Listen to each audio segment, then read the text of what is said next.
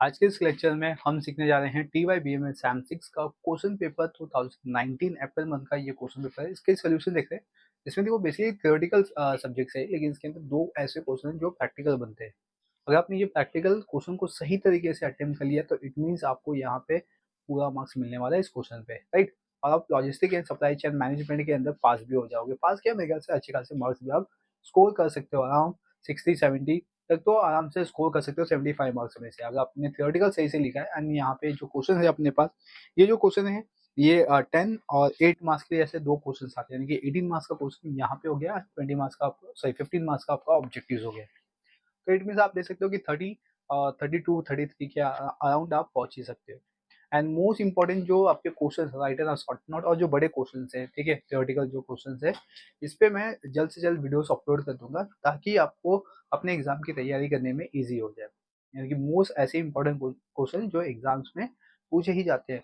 तो previous year के papers को एनालिसिस करते हुए और आपके ये जो सिलेबस है logistic and supply chain management, इसको थोड़ा सा एग्जामिन करने के बाद ही मैं वीडियोस बनाऊंगा, ठीक है, कि ऐसे कौन से पार्ट है जो इंपॉर्टेंस क्वेश्चन बन सकते हैं आपके एग्जाम्स के लिए। तो चलिए आज का जो लेक्चर है वो स्टार्ट करते हैं। क्वेश्चन नंबर 2 का सी देख रहे हैं हम इन पेपर 2019 अप्रैल मंथ का पेपर से, ठीक है। इसके अंदर क्वेश्चन नंबर 2 का सी लिखा हुआ है। पेपर देखो, क्वेश्चन पेपर बहुत सारे बच्चों के पास नहीं होता है, ऑब्वियसली कहाँ से होगा, क्योंकि वो तो अभी सेकेंड ईयर कंप्लीट करके आए हैं, थर्ड ईयर में, और सेम 5 का अभी प्रिपरेशन कर रहे हैं। तो आपके पास जो क्वेश्चन पेपर नहीं है, तो टोटल मैं बता दूं 7 क्वेश्चन पेपर, ठीक है। कितने क्वेश्चन पेपर? 7 क्वेश्चन पेपर आप डाउनलोड कर सकते हो, वो भी फ्री ऑफ कॉस्ट, ठीक है। उसका लिंक मैं डिस्क्रिप्शन बॉक्स में दे दिया हूँ। क्वेश्चन पेपर 2018 से लेके 2024 नवंबर तक जितने भी क्वेश्चन पेपर है सब आप डाउनलोड कर सकते हो। टोटल 7 क्वेश्चन मैंने यहाँ पे क्वेश्चन पेपर यहाँ पे मैंने लिंक कर दिया है ताकि आप उसको इजी तरीके से डाउनलोड कर सको। और उसके अंदर जितने भी प्रैक्टिकल क्वेश्चन है, मोस्ट ऑफ दो ही क्वेश्चन आते हैं, क्वेश्चन नंबर 2 में और क्वेश्चन नंबर 4 में, आप उसको सही तरीके से सीख सको। तो इसका सोल्यूशन मैंने बना दिया हुआ है। अभी 2019 करते हैं हम लोग, तो इसका प्लेलिस्ट पूरा रेडी कर दिया, उसका भी लिंक मैं डिस्क्रिप्शन बॉक्स में दे दूंगा। आपको प्लेलिस्ट फाइंड आउट करने की जरूरत नहीं पड़ेगी, आपको सब आसानी हो जाएगी, ठीक है। और आपको अगर आपके पास सिलेबस नहीं है, मतलब आपके पास टेक्स्ट बुक नहीं है लर्न करने के लिए, तो आपको मोस्ट इंपॉर्टेंट क्वेश्चन याद कर लेना है, ठीक है, जो एग्जाम से आएंगे। एंड अगर आपको पेपर का सोल्यूशन चाहिए, यानी 7 पेपर के सोल्यूशन चाहिए, वो भी आपको मिल जाएंगे। ईच एंड एवरीथिंग, सबका लिंक आपको डिस्क्रिप्शन बॉक्स में दे दिया हूँ ताकि आपको कहीं भटकने की जरूरत नहीं पड़े, कोई परेशानी ना हो आपको, अपने एग्जाम की बस तैयारी कीजिए। यहाँ पे सब कुछ अवेलेबल है। क्वेश्चन नंबर 2 का सी यहाँ पे गिवन है। From the following data calculate 3 period weighted moving average from 4th month to 8th month with the weight as 3, 2 and 1. The largest weight is being assigned to the most recent period and current demand values.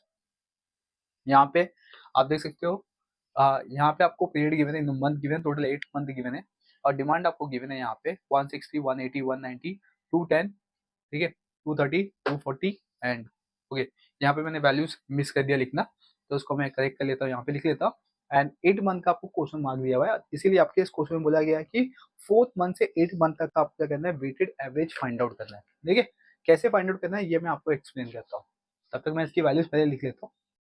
तो यहाँ पे अपना 250 है, यहाँ पे 50 basically missing हो गया मेरे से। तो यहाँ पे आपके पास ट्रेड आ गया, डिमांड आ गया। आपको कैलकुलेट क्या करना है, इसके अंदर वेटेड एवरेज निकालना है, ठीक है।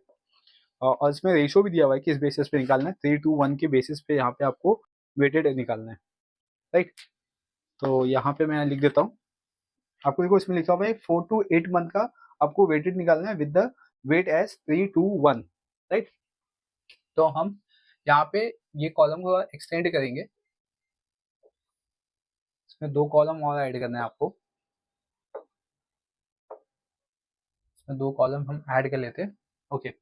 फर्स्ट यहाँ पे आएगा 3 ईयरली, यहाँ पे 3 इयर्स के बेसिस पे गिवन है, 3 पीरियड वेटेड मूविंग एवरेज लिखा हुआ है, तो 3 ईयरली मूविंग लिखेंगे यहाँ पे, ये मूविंग टोटल होगा यहाँ पे। फिर यहाँ पे 3 ईयरली वेटेड, ठीक है, वेटेड मूविंग एवरेज होगा यहाँ पे, ओके। तो फर्स्ट 3 ईयरली मूविंग टोटल निकालेंगे, तो कैसे निकालेंगे, 160, 180 और 190 को ऐड कर देंगे हम, और उसको ऐड करके यहाँ पे लिखना आपको 1, 2, 3 ऐसे डैश कर दिया है, 1, 2, 3 पे 4th प्लेस से लिखना है, क्योंकि अपने को 4 to 8 का चाहिए। तो इसको ऐड कर लेते तो इसका आंसर आएगा, कैसे करना पड़ेगा यहाँ पे, कैसे कर लेते हैं यहाँ पे 160 प्लस 180 प्लस 190, ठीक है, तो 530 यहाँ पे आएगा, 530। फिर नेक्स्ट 180, अभी आपको 180 से काउंट करना है, 180 190 है 210, 190 प्लस 210 तो उसका आएगा 580, ठीक है। एक एक स्किप करके नीचे आना है आपको, 180 सॉरी 190 फिर 210 एंड देन 230, तो 630 यहाँ पे आ गया। तो अभी अपने पास 210 से जाएंगे, 210 230 एंड 240, तो इसमें आएगा 680। ओके, अभी नेक्स्ट, तो अभी 230 से 230 240 एंड 250, तो 720 आ गया इसका, राइट। इसका भी टोटल कर लेंगे हम, तो यहाँ पे मैं सम लिखता हूँ, सम मीन्स टोटल होता है, तो उसका टोटल करेंगे 530 plus 580 plus 630 plus 680 and plus 720, ठीक है, आएगा 3140। अभी मुझे 3 ईयरली वेटेड निकालना है, ठीक है, तो मैं इसके लिए यहाँ पे मेथड यूज करूंगा, ठीक है, कि हमें वेटेड मूविंग एवरेज किस बेसिस पे निकालना है। तो यहाँ पे लिखते हैं वेटेड मूविंग एवरेज, इसका कोई पर्टिकुलर फॉर्मूलाज नहीं है, बट यहाँ पे इस क्वेश्चन में आपको वेटेड गिवन है 3 to 1, कितना गिवन है 3 to 1, डिनोमीटर्स में इसको ऐड करना है एंड न्यूमीटर्स में यहाँ पे 3 into, तो यहाँ पे देखो कैसे करना है, ये लास्ट 3 ईयर से, यहाँ इधर पे 3 लिखा मतलब 3 यहाँ पे 190, तो 190 प्लस 2 into, फिर सेकेंड ईयर पे 180 प्लस 1 into फर्स्ट मंथ पे, ये मंथ वाइज गिवन है सॉरी, तो यहाँ पे मंथ है 160, ठीक है।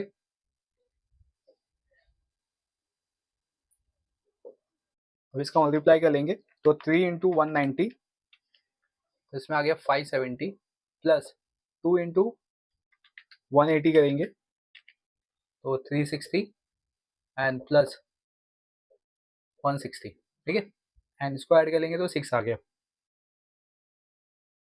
अभी सबको प्लस कर देंगे हम लोग यहाँ पे, 570 360 प्लस 160,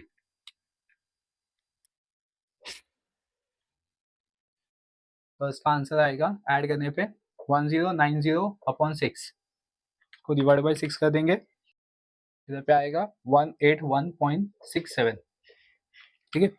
क्या किया आपने, 570 प्लस 360 प्लस 160 एंड इसको डिवाइड बाई 6 किया, तो आंसर आएगा 181.67। तो इसको फोर्थ ईयर से लिखना है अपने को, यहाँ पे 1 2 3, फोर्थ ईयर में 181.67। सिमिलर वे में अभी आपको नीचे जाना है, ऐसे थोड़ा आपको 8 ईयर्स तक यहाँ पे कैलकुलेट करना है, तो ये हो गया फोर्थ ईयर का, ठीक है, और इधर पे अभी फिफ्थ।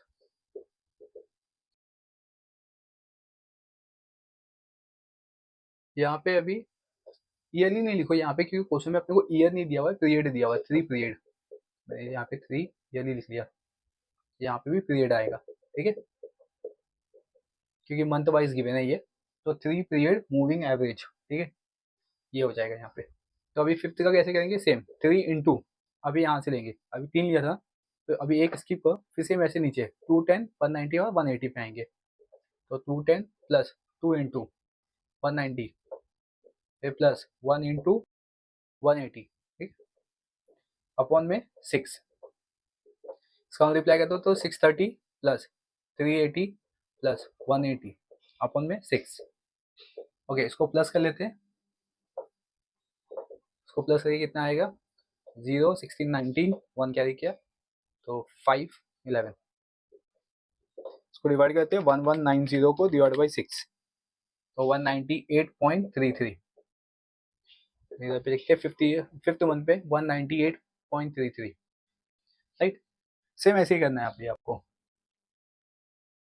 तो अभी 6 ईयर का करेंगे, तो मेथड क्या है आपको, अभी ऊपर का 2 स्किप करना है, तो 1 2 3 2 330 से जाएंगे। अब मैं यहाँ पे डायरेक्टली कैलसी से करता हूँ, इतना सब कुछ करने नहीं आएंगे, 8 ईयर तक करते रहेंगे तो फिर बहुत ज़्यादा लेंदी ये स्टेप्स हो जाएगा, 10 मार्क्स का सम है, ठीक है। तो आपको यहाँ पे 1 2 दिखा दिया, इनफ हो गया, इसके बाद आप डायरेक्टली यहाँ पे कर सकते हो। तो मैं क्या करता हूँ 3 इंटू, हमने यहाँ पे कितना 2 स्किप किया 1 2, 330 से आएंगे, सॉरी 230 से 230, फिर 690 आ गया। आप क्या कर सकते हो ना, कैसे कहते हैं ये मैं बता देता हूँ। यहाँ पे देखो ये वाली आगे कैल्सी है, तो इसमें मेमोरी प्लस का बटन है आपके पास, राइट। क्या है, मेमोरी प्लस। तो मेमोरी प्लस से आप उसको डायरेक्टली भी सॉल्व कर सकते हो। तो फर्स्ट क्या करना है, 3 इंटू 230, 3 इंटू 230 करने के बाद आपके पास यहाँ पे मेमोरी प्लस का बटन आएगा, उसको प्रेस कर दो।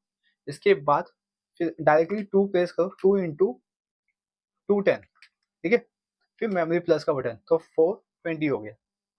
एंड देन यहाँ पे 190, ठीक है।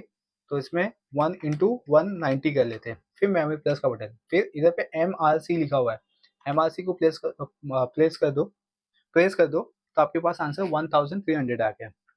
एंड इसको फिर डिवाइड कर दो 6 से, तो इसमें आंसर आएगा 216.67, राइट। ये हो गया। सेम ऐसे ही मेथड में अभी आपको 240 से लेना है, तो 3 इंटू 240, फिर मेमोरी प्लस का बटन किया हमने यहाँ पे प्रेस, फिर इसके बाद आएगा सॉरी 3 इंटू 240 किया हमने, मेमोरी प्लस का बटन प्रेस किया, फिर 2 इंटू 230, ठीक है, 2 इंटू 230, फिर मेमोरी प्लस, फिर 1 इंटू 210, 210 मेमोरी प्लस का बटन MRC, तो इसमें आया 1390, एंड इसको डिवाइड कर दो 6 से, तो इसमें आंसर आ गया 231.67। And the last one same ऐसे ही करना है, अभी आपके पास 250 से ना, तो 3 into 250 memory plus, 2 into 240 memory plus, फिर 1 इंटू 230 मेमोरी प्लस, फिर इसके बाद MRC, तो 1460 आ गया। एंड इसको डिवाइड बाई 6 कर देंगे, तो इसमें आएगा 243.33, ठीक है। ये आ चुका है। तो हम इस मेथड में क्या, देखो कैल्सी से मैंने ये सब कर लिया, आपको इतना सब कुछ करने की जरूरत नहीं है, एक दो स्टेप्स यहाँ पे दिखा दिया, इनफ हो गया। अगर आपको कैल्सी से नहीं जम रहा है, नहीं समझ में आ रहा है, इसके लिए कैसा प्रैक्टिस लगती है। अभी से आप प्रैक्टिस करोगे तो डेफिनेटली आपको ये समझ में आ जाएगा कैसे होगा। लेकिन अगर आपको नहीं समझता तो आप इसी मेथड में आप सम को सॉल्व कर सकते हो, 10 मार्क्स का सम है, स्टेप्स दिखा सकते हो, ठीक है। तो 10 मार्क्स आपको मिलेगा, अगर नहीं दिखाओगे तो भी 10 मार्क्स मिलेगा, क्योंकि ये हमने कर लिया है, 2 स्टेप्स हमने दिखा दिया है यहाँ पे। अब हमें इसका टोटल कर लेना है, तो इसका टोटल कर लेते हैं। 181.67 plus 198.33 plus 216.67 plus 231.67 plus 243.33। Okay, इसको प्लस करके आंसर आ गया 1771.67। ये हो गया अपना सम्स कंप्लीट, ठीक है। यहाँ पे आपको पूछा गया था कि 4 to 8 मंथ का वेटेड मूविंग एवरेज निकालना है, तो 4 मंथ से हमने 8 मंथ तक का क्या किया, वेटेड मूविंग एवरेज निकाल दिया, ठीक है। और यहाँ पे ये जो कॉलम बना है इसमें हमने वेटेड एवरेज निकाला है, ठीक है। इसको हम देखो, ये 8 मंथ का कितना वेटेड आएगा, इसको हम बोलते हैं फोरकास्टिंग, ठीक है। इसको हम क्या बोलते हैं, फोरकास्टिंग। जब भी आपको सम्स आएगा, find the forecasting of 8 month, तो आपका फोरकास्टिंग क्या होगा, 720 होगा। जब भी क्वेश्चन में आएगा कि वेटेड मूविंग एवरेज 8 मंथ का कितना होगा, तो ये होगा अपना, ठीक है। ये क्या होगा अपना, weighted moving average for 8 month, right. समझा यहाँ पे। तो ये सम कंप्लीट हो गया क्वेश्चन नंबर 2 का सी। अब मूव ऑन करेंगे हम क्वेश्चन नंबर 4 के पार्ट पे, जिसपे हम सीखेंगे EOQ यानी कि इकोनॉमिक ऑर्डर क्वांटिटी का कॉन्सेप्ट। चलिए इसको नोट डाउन कर लीजिए और उसके आगे ये स्टेप्स को सॉल्व कर लीजिए, या तो आप कैलसी से प्रैक्टिस कर लीजिए कि ये कैसे निकालना है, तो आपके एग्जाम में बहुत ही ज़्यादा ईजी हो जाएगा, टाइम ज़्यादा कंज्यूम नहीं होगा, टाइम आपका बचेगा, राइट। मूव ऑन करते हैं क्वेश्चन नंबर 4।